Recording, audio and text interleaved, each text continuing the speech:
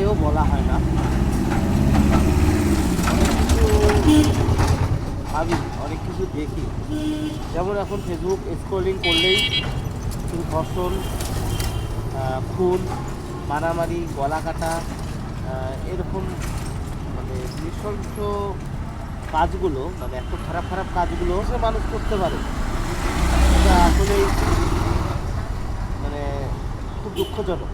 আমরা এই জন্য আমাদের দেশকে এগিয়ে নিয়ে যেতে পারি না।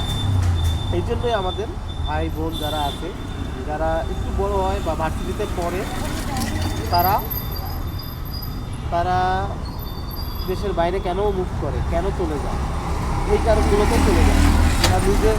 আমরা আমাদের দেশে থেকে আমাদের নিজেদের নিশ্চয়তা আমরা দিতে পারি না, বা আমরা পারি নিজেদের নিশ্চয়তা দিতে, না পারি আমাদের ভাই বোনদের নিশ্চয়তা দিতে, না পারি আমার পরিবারকে নিশ্চয়তা দিতে।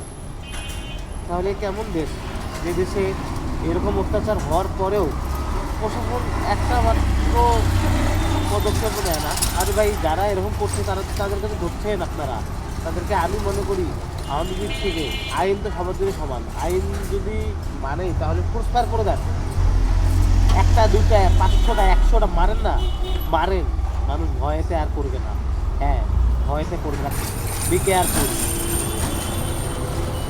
সময় অনেক কঠিনের দিক দিয়ে যাচ্ছে, তো সবাই ভালো থাকবেন, এটাই চাই।